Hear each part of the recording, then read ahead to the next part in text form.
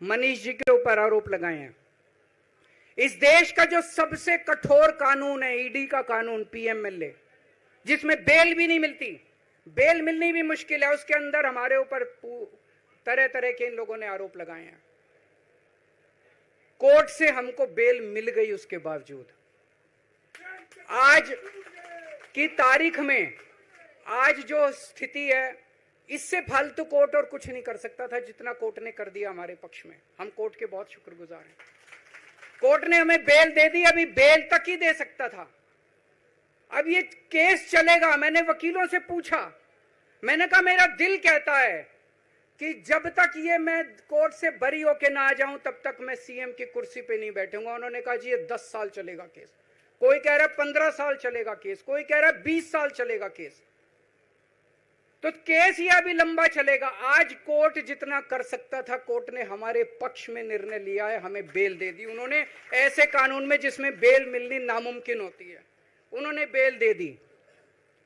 आज मैं आपकी अदालत में आया हूं, जनता की अदालत में आया हूं, आपसे पूछने के लिए आया हूं, क्या आप केजरीवाल को ईमानदार मानते हो कि गुनहगार मानते हो?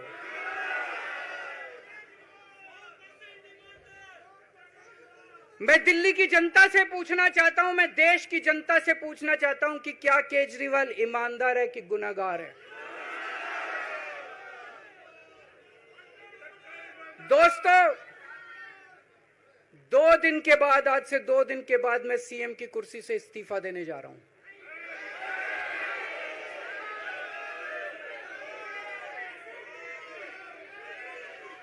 और मैं तब तक सीएम की कुर्सी पे नहीं बैठूंगा जब तक जनता अपना फैसला ना सुना दे। मैं जनता के बीच में जाऊंगा, गली गली में जाऊंगा, घर घर में जाऊंगा, और जब तक जनता अपना फैसला ना सुना दे कि केजरीवाल ईमानदार है, तब तक मैं सीएम की कुर्सी के ऊपर नहीं बैठूंगा।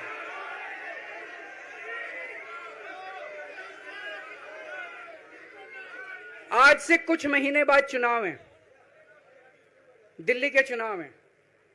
मैं जनता को निवेदन करना चाहता हूं, अपील करना चाहता हूं, अगर आपको लगता है केजरीवाल ईमानदार है, मेरे पक्ष में वोट दे देना। अगर आपको लगता है केजरीवाल गुनहगार है, मेरे को वोट मत देना।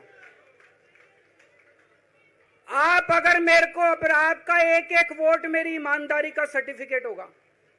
अगर आप मेरे को वोट देके जिताओगे और अगर आप कहोगे कि केजरीवाल ईमानदार है, तो चुनाव के बाद, उसके बाद जाके मैं सीएम की कुर्सी पे बैठूंगा। तब तक मैं सीएम की कुर्सी पे नहीं बैठूंगा।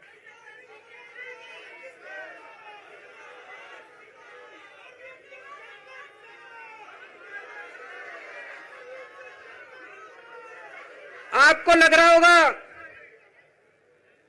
अभी अभी जेल से रिहा होके आया है, ये कैसा क्यों बोल रहा है?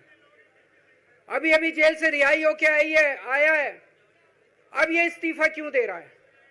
इन्होंने मेरे ऊपर आरोप लगाया है, इन्होंने आरोप लगाया है कि केजरीवाल चोर है, इन्होंने आरोप लगाया है केजरीवाल भ्रष्टाचारी है, इन्होंने आरोप लगाया है केजरीवाल ने भारत माता के साथ धोखा किया है।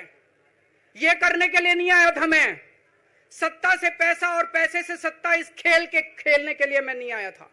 मैं देश के लिए कुछ करने के लिए आया था। जब 14 साल के बाद भगवान राम वनवास से लौटे, सीता मैया को अग्नि परीक्षा देनी पड़ी थी।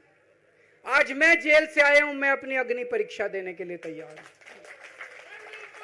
अगर पैसे कमाने हो तो इनकम टैक्स कमिश्नर की नौकरी बुरी नहीं थी।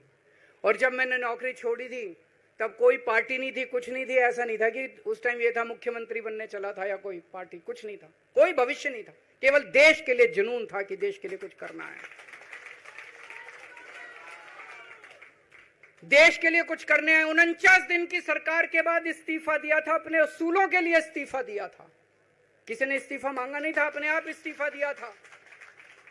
आज के तारीख में, आज के जमाने में कोई अपनी चपरासी की नौकरी नहीं छोड़ता। मैंने मुख्यमंत्री की कुर्सी छोड़ी थी, अपने आप छोड़ी थी। ना पद का लालच है, ना दौलत का लालच है, केवल देश के लिए कुछ करने का जुनून है, देश के लिए कुछ करने के लिए आए हैं।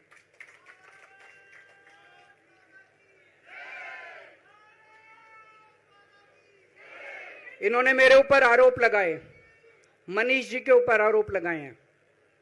इस देश का जो सबसे कठोर कानून है ईडी का कानून, पीएमएलए, जिसमें बेल भी नहीं मिलती, बेल मिलनी भी मुश्किल है, उसके अंदर हमारे ऊपर तरह तरह के इन लोगों ने आरोप लगाए हैं।